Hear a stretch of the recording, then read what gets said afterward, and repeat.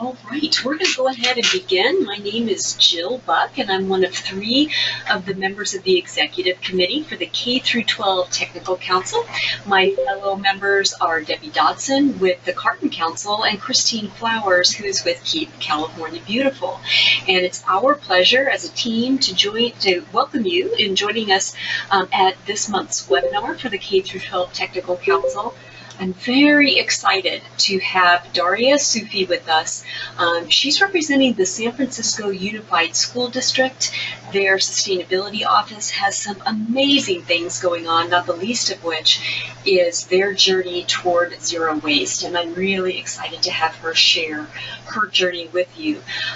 Daria is the conservation manager for the San Francisco Unified School District. Her work mainly involves connecting students, educators, and families with sustainability opportunities in the district in order to foster behavioral change in schools. This year, in addition to running the district's sustainability engagement program, Daria has begun deeper collaboration with district and city partners to reach a goal of diverting 85% of their waste from the landfill by 2025. And it is my pleasure to bring Daria to you. Daria, the stage is yours. Thank you, Jill. Just wanted to thank everybody for signing on today. I know this is a later in the afternoon webinar, and I appreciate you all being here. As Jill mentioned, I am the conservation manager for San Francisco Unified, so a majority of my work is comprised of engaging schools in the sustainability work that we do at the district level, and in recent months have started some research for a zero waste plan that our district wants to write in order to reach that goal of 85% diversion by 2025. So I'm here to talk to you today about the district zero waste initiatives that we've got going on, as well as how the other stakeholders that are involved in that effort, and how we got to where we are today. Next slide, please.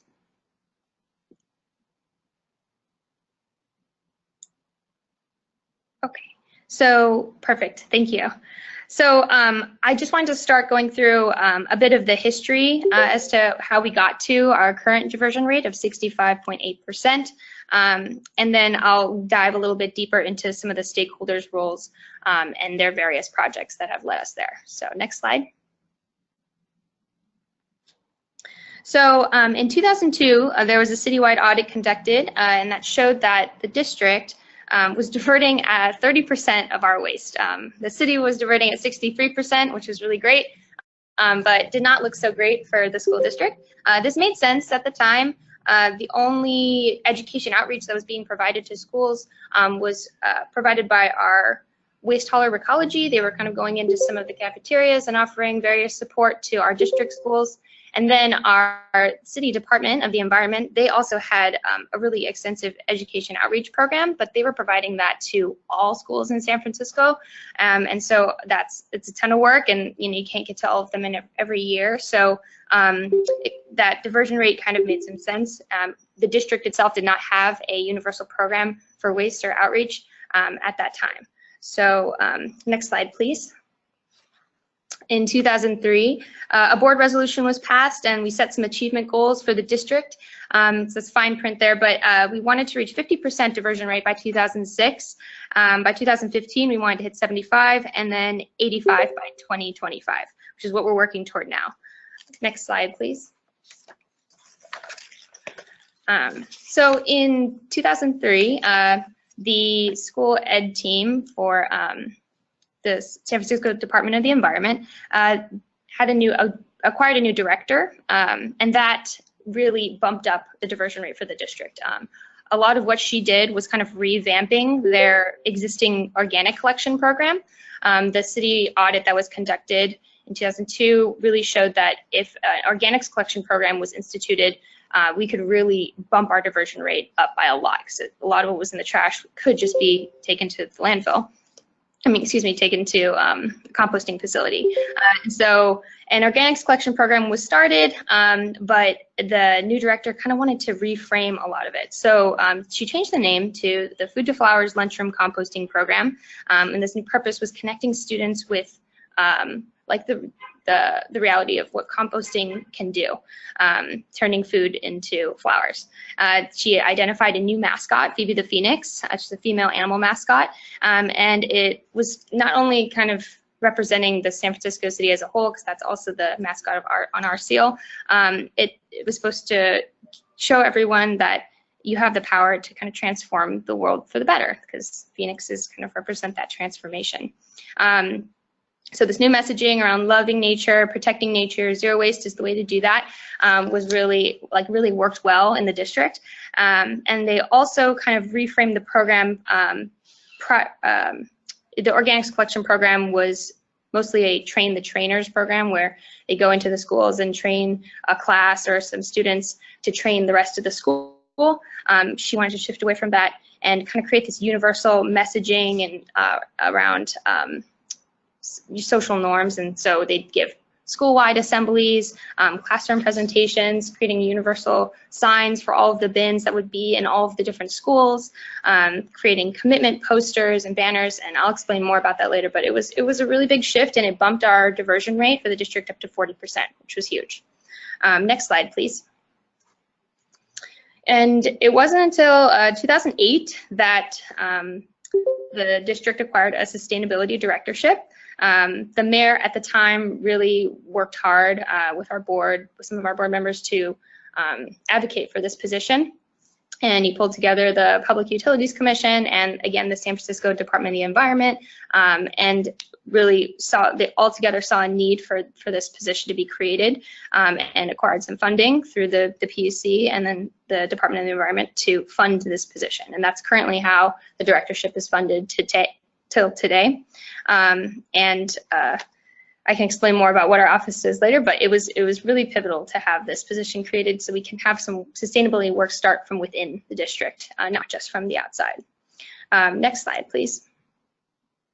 And so from up until today, our district has worked really closely with the school ed team and Recology and some other stakeholders to bump our diversion rate up to 65.8%. And it was in large part due to that collaboration that is the key.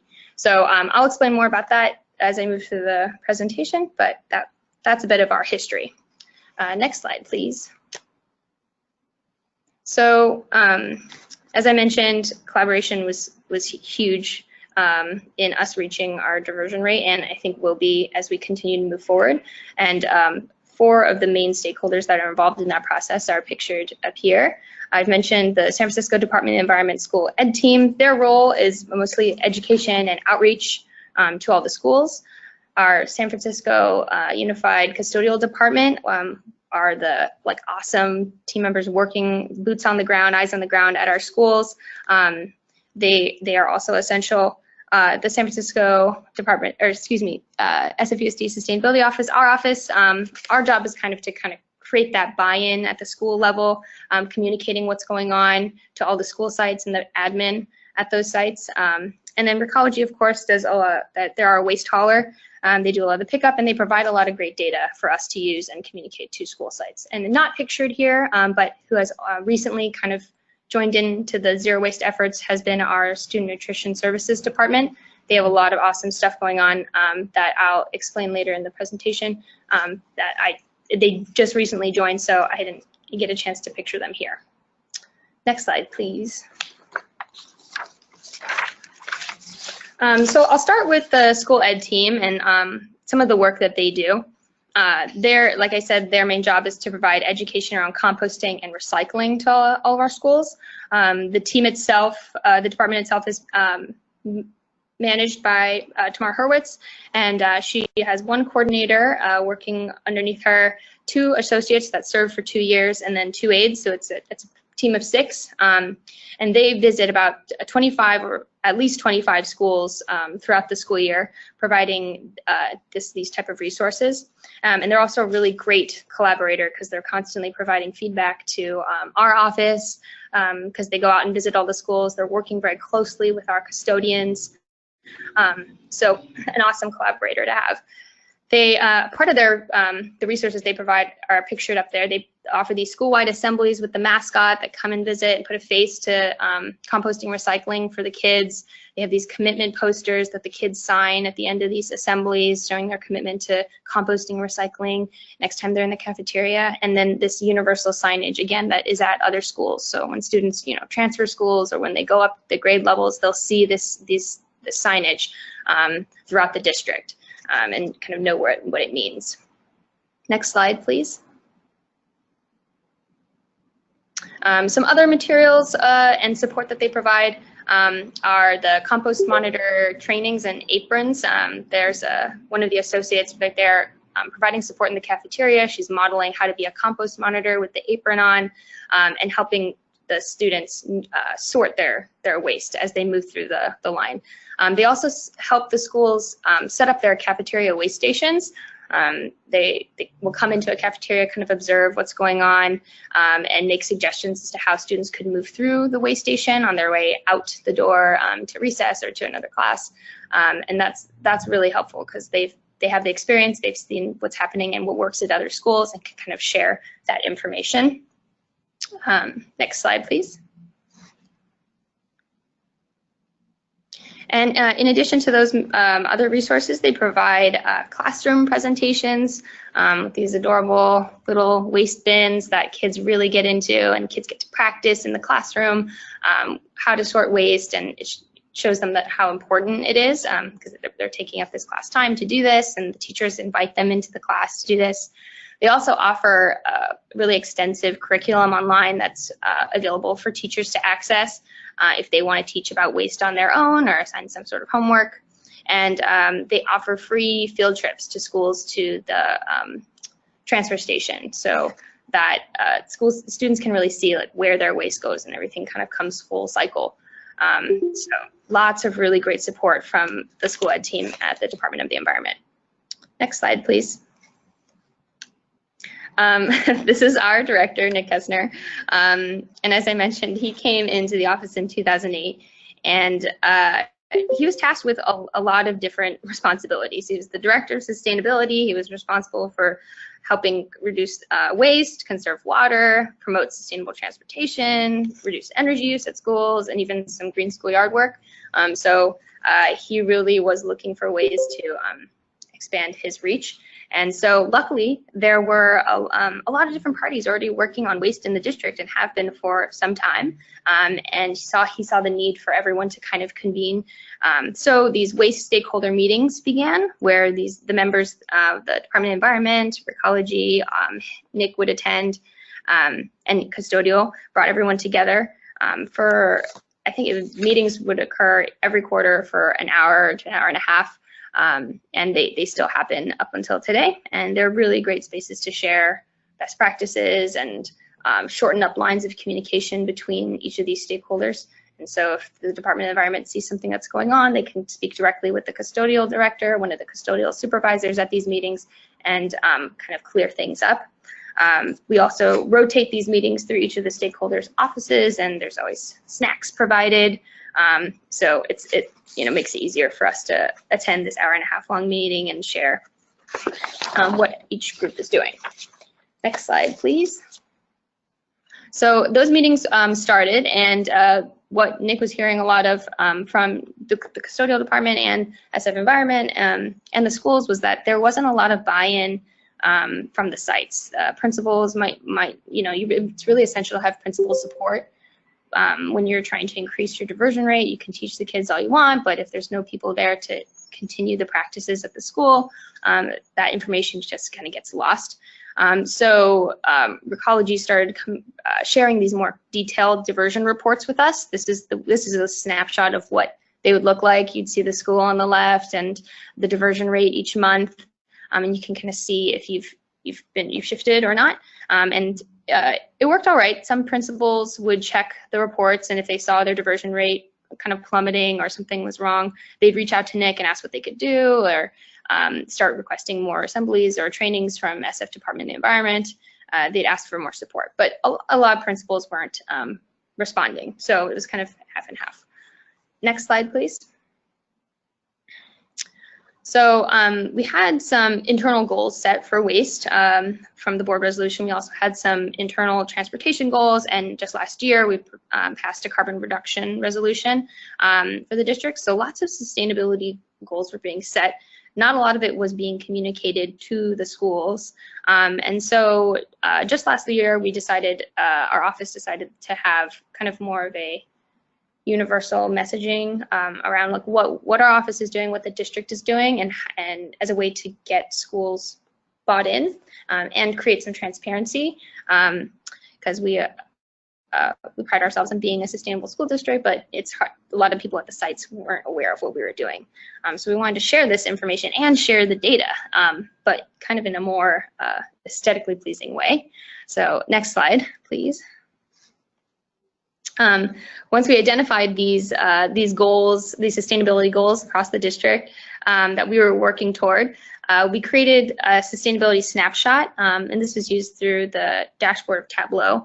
Our data analysts in our office created it, and so it's free. It's a free dashboard, and it's really great and easy to use if you want to try to learn. But she was able to upload a lot of the data that we had on how much water the schools were using, the waste diversion reports we were getting from Ecology. We had some energy data, and schools can search their title on the drop-down bar and see how they were performing against the district goal. So it showed our district goals, and then schools can have access to that data if they want it on our website. And so we thought that framing, along with what our district was doing, might be enough to kind of incentivize them. Next slide, please. But of course, just providing data sometimes isn't enough. So this year we started a kind of a comprehensive engagement program for sustainability, and it's called the Earth Day Everyday Challenge, and it's a year-long competition. And this was developed not just out of a need to engage sites and create buy-in at sites for wanting to reduce their waste, but wanting to move the needle on all of those different sustainability goals. But of course, having a smaller office and a lower budget, there's not a lot to work with. So we wanted schools to kind of pick and choose where they wanted to focus their efforts in. So this district-wide competition works where schools can sign up and complete sustainability-related activities, and that can be teaching lessons at their site, hosting assemblies, doing a trash pickup, whatever they want. And they earn points for these certain activities. And at the end of the year, 11 elementary schools, 1 middle school, and 1 high school are all chosen for a $1,000 cash prize. So we thought that hopefully the competition element and the financial element would be incentive enough to kind of get them bought in and want to know that data and want to change their performance in their goal areas. And so we're wrapping up the end of that competition this year in April on Earth Day. So we're excited to see how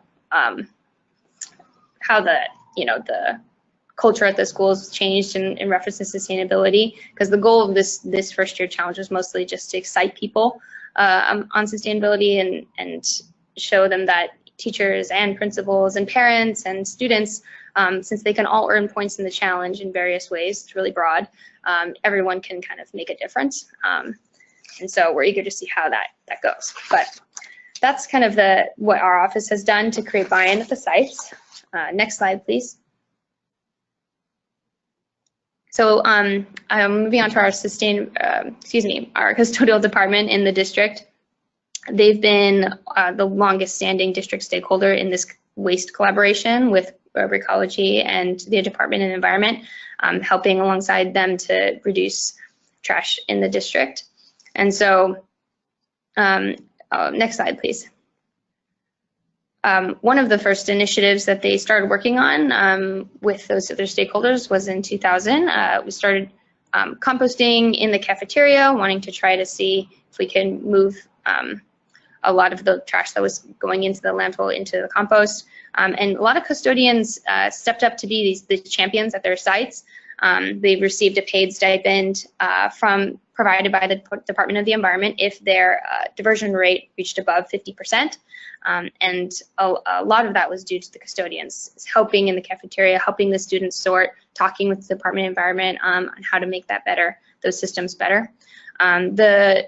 These stipends no longer exist for custodians any longer, but they did a really great job at boosting the morale at schools. And a lot of schools are currently voluntarily composting in their cafeterias. It's not required or mandatory, but we have a majority of our sites doing that. So it was really great to have the custodial support at the sites for that. Next slide, please. Just this year, in January, we started collecting recycling in our classrooms and offices. But what was so awesome about our custodial department was a lot of custodians at schools were already doing this kind of collection, because a lot of teachers wanted to recycle in their classrooms. So they'd either collect that recycling themselves, the teachers, and then create some sort of student system to dump that into the hallway bins or the main bins within the school. But a lot of custodians were just offering to pick it up as they make their rounds, picking up the larger external carts and offering to do that extra work. But this year in January, we expanded to be district-wide. That was in large part due to our custodial director really advocating for that, and so is now part of our contract, and we're going to see how that affects the diversion rate in the district. So excited about that. Next slide, please. Composting in the bathrooms was another voluntary program for schools and custodians. I think this effort rose out of some of the quarterly meetings that were happening. I believe that a large part of the trash was, you would look into the bins and see that there was a lot of paper towels being thrown into the trash, and this was a huge area we could be diverting a lot of that from the landfill. If it just goes straight into a compost bin, let's throw some compost bins into the bathrooms and see how that works. Custodians were instrumental in making this happen, because a few sites offered up to be pilot schools and created really great systems and best practices for how to collect these and it not adding too much extra labor. Those best practices were getting shared by some of the other custodial supervisors. And so it was all in an effort to try to make this the least amount of extra work for our custodians. And of course, it's still voluntary now, it's not required. And everyone that is, we have about 80% of our schools doing this composting in the bathrooms and still working out some kinks. Apparently at the high school level, sometimes the students will set these bins on fire, or the daytime and nighttime custodian, there's confusion about whose responsibility it is to take it out at the end of the day. So we're still working through some kinks in the program, but and there's still a lot of room for improvement, but it is a really great way to divert waste, capturing all of that paper towel waste. Next slide, please. So I'll move on to our final stakeholder, the Student Nutrition Services Department. They recently joined kind of this collaborative for a myriad of reasons, but mostly because there's a lot of room to be to reach zero waste in terms of food. And so they've begun a lot of pilots this year, starting from within their department on their own initiative, which is awesome because they're very sustainability minded. And I was going to go through some of those today. Next slide, please. So I'll start with food packaging. So our vendor for food is Revolution Foods, and I don't know if you all are familiar, but they've got some packaging heavy foods, and a majority of our school sites have received these packaged meals, the black tray and the plastic top, and some sort of external crunchy packaging. And we have a couple schools that we've worked with Revolution Foods to. It's actually just 2 high schools that were trialing this bulk style line service. And so Revolution Foods will give us kind of a bulk style. I couldn't get an image of it, but bulk style food, and they'd serve it to students to reduce the amount of packaging. I haven't really heard how that's going yet, but they've started it at a couple schools, and so hopefully that can expand. Next slide, please. And then at about 20 of our middle and high schools, we have this other food program called Refresh, where food is brought to some central kitchens and not cooked because it's already cooked, pre-cooked, but it's just repackaged kind of into, it's received in bulk, repackaged into recyclable and compostable containers for the most part. Hot items are in plastic containers or foil. All the cold items are in compostable materials or recyclable materials. And we have had some barriers in trying to find alternatives for some of the hot items that just won't hold up in the oven, and so have had to be some sort of plastic that we end up having to trash. But this is like a relatively successful pilot in that it's a little bit lower packaging that came out of Student Nutrition Services. Next slide, please. Another area of improvement is the utensil packaging. So Revolution Foods provides these utensil packets on the left, the sport packet with the straw and the napkin and the crunchy plastic on the outside. And some schools really like it. The elementary schools really like the straws, but they found that the upper grades, middle and high school, those straws end up on the ground. There's a lot of litter. There's a couple studies done. Some middle schools did some litter collection study, and they found that those straws were the #1 thing that they found on the schoolyards. So there has been some schools reaching out to Student Nutrition Services wanting to pilot some bulk dispensers. And so they've done it at a couple schools, or 2 high schools so far have tried these bulk utensils and the bulk napkin dispensers, which have been pretty great.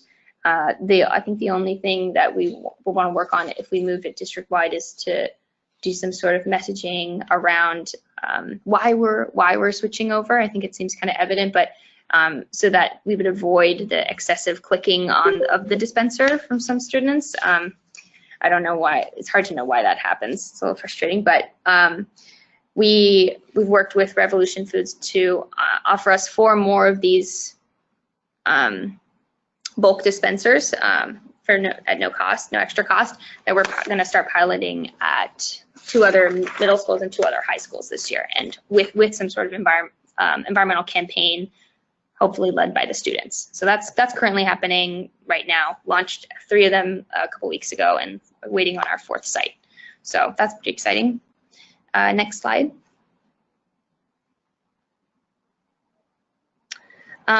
So as part of the Student Nutrition Services initiative to improve the overall meal experience for the students, they have, their department has acquired a USDA grant to do a 2-year plate waste tracking study with UC Berkeley. And so they're looking at a lot of different things, but just trying to implement different interventions like redesigning the eating space, or adding in some mobile carts for food or vending machines, and wanting to measure how that affects student behavior and how it maybe potentially could encourage them to eat more, consume more fruits and vegetables. And what we're particularly interested in is that plate waste study that they're doing to track that student behavior. And so they've collected some of the, I couldn't get any images of the plate waste tracking, but they did a baseline study. They surveyed a lot of students and teachers, and they tracked plate waste. And then they implemented their interventions this last year, and are going to collect again to see what changes were made, if the changes that were made a difference. As also a part of that grant is this shift over to a more aesthetically pleasing waste station in the cafeteria. On the left is kind of what we have going on, these various size compost, landfill, and blue bin, and we have the awesome signage from SF Department of the Environment, but and it looks different at every school site, kind of, because they want to format the station to help the school as best they can, but they aren't the most pretty. So as part of the grant, they wanted to fund some waste collection stations that just look a little bit nicer, and they've worked closely with the Department of the Environment to get some signs that fit. They've trialed about 10 of these new enclosures that you see on the right. They identified some issues at sites. They're a little bit heavy. There's a lip at the bottom of them at the door, so it's hard for custodians to push the cart over the lip and pull it over, especially if it's full. And so they're going back to the vendor, Clean River, and talking with them about creating some sort of custom enclosure that hopefully maybe separates so they can move it around the bin, move it around the cafeteria. All the bins don't have to be connected, removing that lip. And I think that there's talk of putting the opening at the top instead of throwing food in through the front, because oftentimes students will kind of miss, or it created more of a mess. So that's kind of what's happening right now. Next slide, please. And lastly, we've worked with the Student Nutrition Services Department to acquire some, like a small set of SEPR data that they have, just to see if how we can tighten up our ordering so we don't waste as much food. We don't have any food donation or food recovery program for the district yet, so this is kind of our first steps in seeing how much over ordering is taking place and if there's room for improvement there. And so again, our office used Tableau, that free dashboard, that to create these charts that allowed us to see certain days.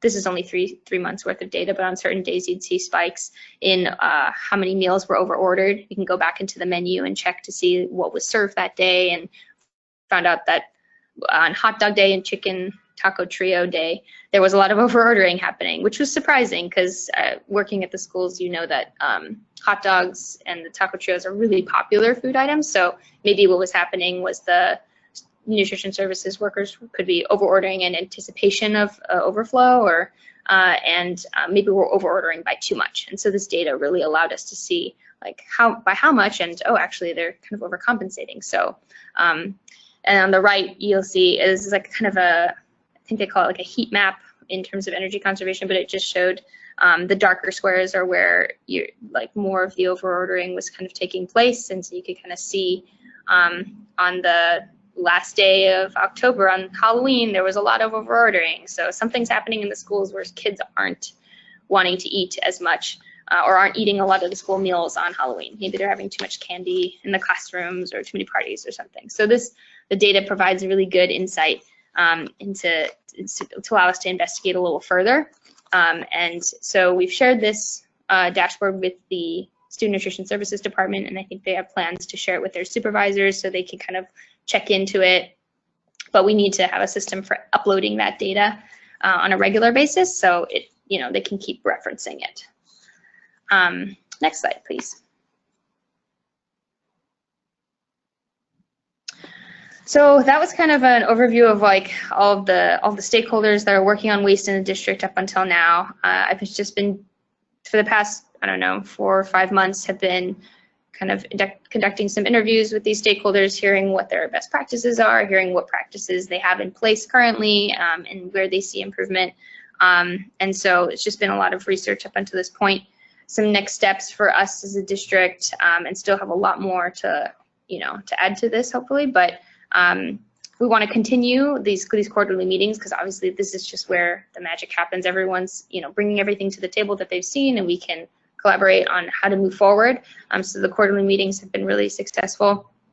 And then continuing, of course, to educate our schools and encouraging them and incentivizing them to want to increase their diversion rate and buy into that, and finding out like really what motivates them has been like interesting in their Earth Day Everyday Challenge, hearing some teacher and principal feedback. And then some things that we, like some big question marks still are wanting to get a little bit finer grained data in terms of our diversion rate. Our diversion is calculated as a volumetric percentage, and so they take how many bins that we have at each of the sites and the frequency at which they're picked up each week, and then they calculate that how many recycling and compost bins over the total amount of bins a school has at their site. So it doesn't really quite tell us what if the bins are being contaminated. A school could presumably have a really great diversion rate based off of the numbers, because they've got a ton of recycling and a ton of compost bins and very few trash bins, but a lot of trash could just be going into those green and blue bins. So it doesn't really tell us, that gives us that insight. And so wanting to look a little further into that. We don't have any visiting the school sites, we don't have any system for e-waste or furniture or old textbook donations. A lot of that stuff kind of sits at the school sites and just gets dumped. Some schools and the custodians at their site will work with Recology to get some sort of recycling bin there. That costs some extra money. So of course we'd want to try to donate things rather than just send them straight to recycling. So creating a system for e-waste furniture and old textbooks. And then working with our purchasing department in the district to create some sort of guide or regulation around what schools can and can't purchase, so we're not constantly feeding in more and more waste that we need to find outputs for. And then I mentioned we don't have yet a food donation or food recovery program going on yet, but our neighbor Nancy Deming over at Oakland Unified School District has created a really extensive guide for food donation and a roadmap for how to navigate that that process. And so we're eager to kind of look more into that with our nutrition services department and our custodial department. Next slide.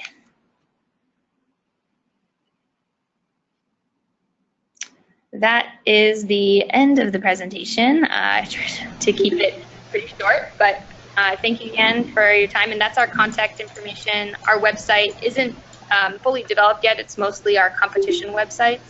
But I've linked our district goals if you'd like to read more about them. And of course, you can email Nick or I with any questions. Or I can also take questions now.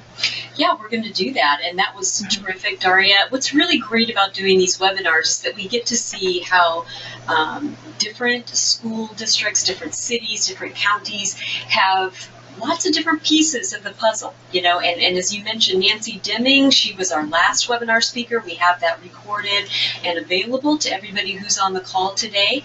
But San Francisco Unified has some great nuggets for all of us to chew on as well. And we do have some questions that I want to get to. Eric Stricker has asked, what efforts have been made to combat food waste? And you did kind of go into that, Daria. Was there anything more that you wanted to say about that?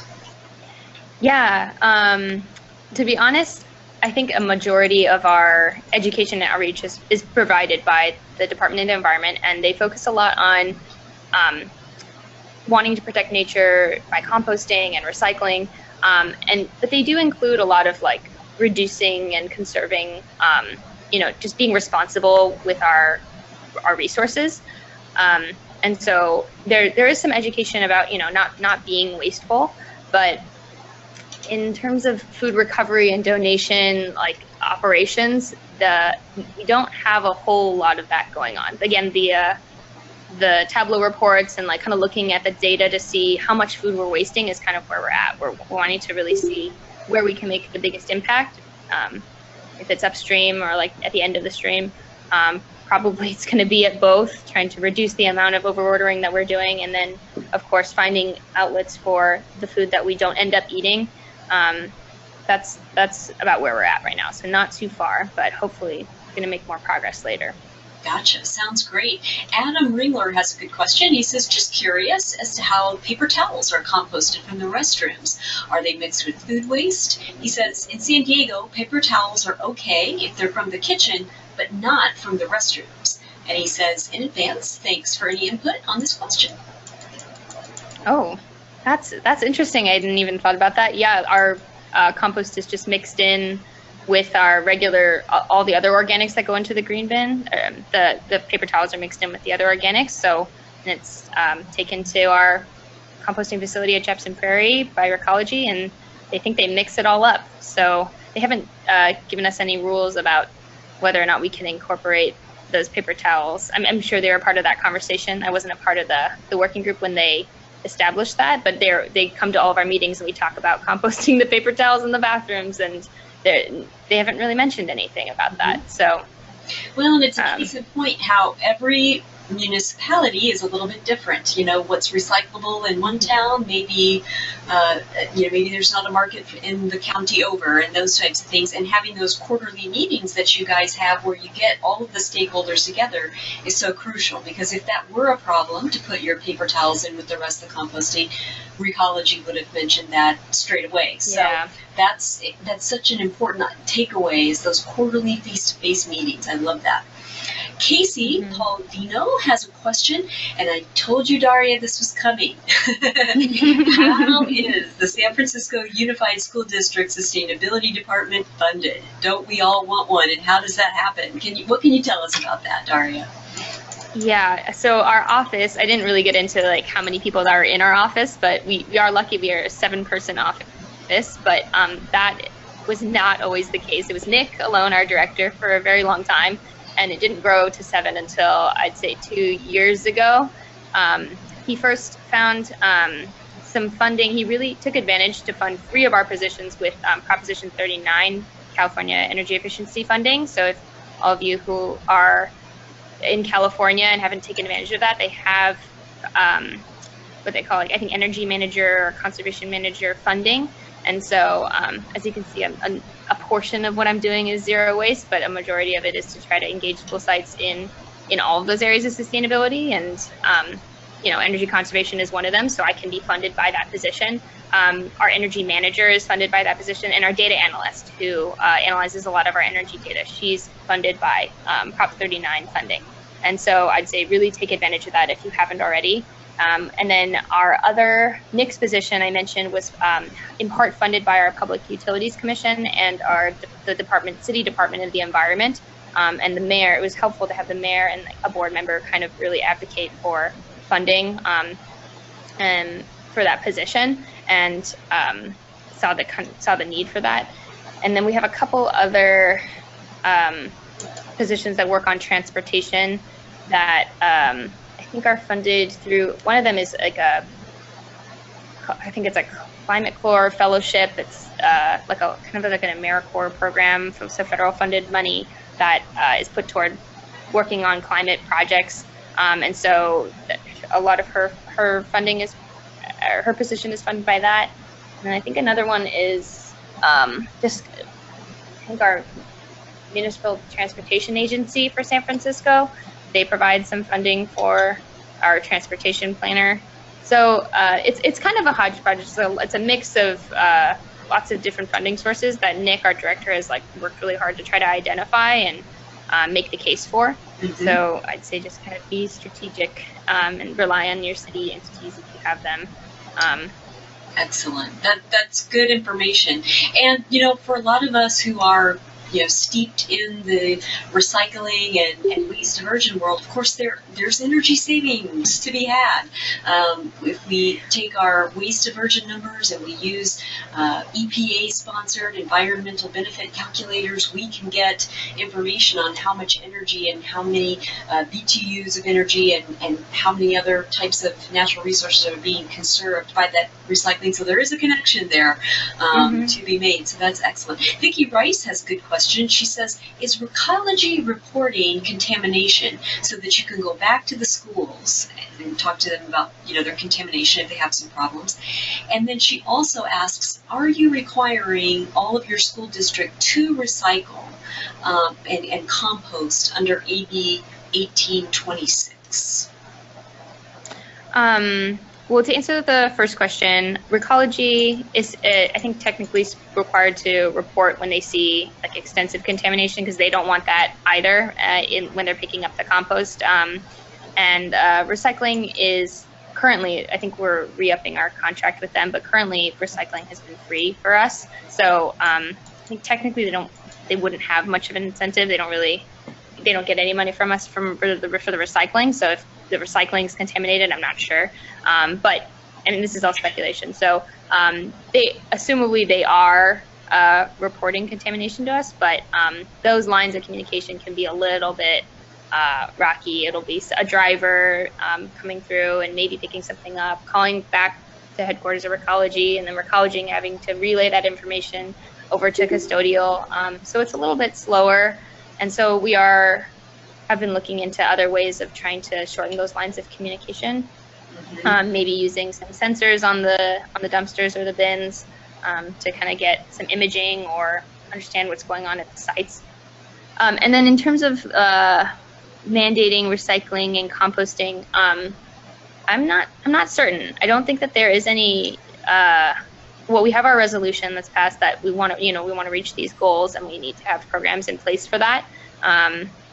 But in terms of what the district is really required to do under AB 1826, I'm not sure. I'll have to get back to you. Okay, yeah, that'd be great. And that you see Daria's email there up on the screen, everybody. So feel free to send her an email and she can get that answer to you. Eric has a great point, and he's exactly right. He mentions in the chat box that EPA Region 10 has a really good guide on food recovery materials. It's a toolkit of sorts, and he gives a hyperlink there. Everybody can check that out in the chat box. That is a fantastic resource. Thank you for that, Eric. Annalisa has got a great question for you, Daria. She said, you mentioned that there were plate waste studies being done. Who is conducting them?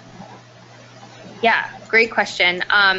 So it was kind of a little convoluted, but the plate waste studies are being done by our Student Nutrition Services Department. They are working closely with a local university, UC Berkeley, to actually conduct the studies.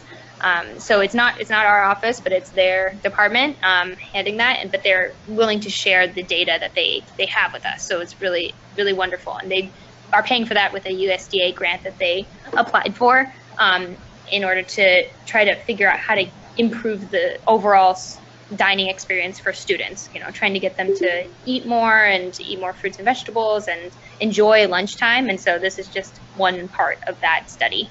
This plate waste tracking. Fantastic. And Amy Hams has a great question. She said, how did you get Custodial on board? Was the financial incentive the main driver, or did they see the bigger picture that this is doing on their part? What was that main hook that you had for them, Daria? That's a really good question, and it's hard for me to speak to that because I wasn't really present when those conversations were being started. But I've spoken with both the custodial director and the Department of the Environment director, and manager of the school ed team, and she I think in writing the grants and receiving money from the Altamont School Advisory Board to get kind of like more funding for the green bags for composting and to get the stipends for the custodial department. They were really making the case that an incentive needed to be put in place for schools that really went the extra mile. And so I think the financial incentive really helped. And then just hearing word of mouth from the school ed team that visit the sites, and they talk to the custodians who have been there for years, and the custodians are, saying like, where did that, $500 stipend go? Like, where did that, why am I not getting that anymore? So I think they remember it, and it was a driver, but unfortunately they couldn't continue to apply for that grant funding, and so that it no longer exists. But I'd say if you want to try to kickstart a program, it seems like that was a huge reason as to why they got on board. And then in talking to our custodial director, he is it helps that he's really bought into the idea of zero waste on his own. I don't really know where that comes from, if he's just kind of like an environmentally friendly person or just like wanting to be a collaborator. We all are really amiable in the meetings, and everyone really does get along. There's some good relationships there. So I'd say maybe just trying to have more personal conversations about environmentalism in general. It's hard to say because I wasn't really there, but good question. And Kyle Rodriguez has a good question. He agrees with Amy. Her question was a good one, but he asks additionally, did any custodial services folks not comply with the request to start composting? Well, composting in the cafeteria is not being done at 100% of our schools in the district, and that's for a lot of different reasons. I wouldn't say it's just the custodians that are willing to do it, because there can be composting in the cafeteria happening at a school, and the custodian might not have anything to really do with that actual system being put in place, but they are required to roll the bin out to the curb if we've paid for composting and recycling at the school. So there are schools that aren't technically composting in the cafeteria, but it could be because the principal doesn't, support it, or it doesn't have the capacity to, or it's just not a priority for those teachers. They're kind of dealing with behavior management in the cafeteria and don't have time to think of how they're going to compost. It's a lot of reasons, and so the schools might need different levels or different forms of support in order to start the program, and we're still kind of trying to build capacity to provide that support. So, but it's a good question. It's the question we're asking ourselves still today. Absolutely. Well, I am not seeing any additional questions at this point, but I'm going to give everybody a minute or two. If you'd like to ask a question of Daria while we still have her live, go ahead and enter that into the chat box. I want to remind everybody, too, that we are recording this so that if you maybe joined us a little late, or you didn't catch everything, or you want to see the slides again, once we get this up on YouTube, we will be sharing the link with everyone who registered with the for the webinar. Everybody will get that. And so I want to make sure that everybody knows that. I did see one more question come in, and this is from Vicki Rice. She says, in Modesto, they did not go along with, I think she means composting at the beginning. Let's see, we eventually did a cease and desist letter from our districts. We had to work through it. And here's my email if you need help. Thank you, Vicki. That's brice@modestogov.com. And we all know that, that can be an issue. There are labor unions involved. Amy Hams asked, are you keeping the liquids out of your waste streams, Daria? How are you guys dealing with liquids? I think I saw buckets for that, but I'll let you address that. Yeah, we do collect the milk in the buckets, and then the student nutrition services staff will just pour that into the kitchen sink, or they've been advised to. It has been a barrier. It's a good question because it has been brought up at Waste Quarterly meetings. There's a concern around the milk kind of like gumming up the drain somehow, and those will eventually will cause problems maybe down the line.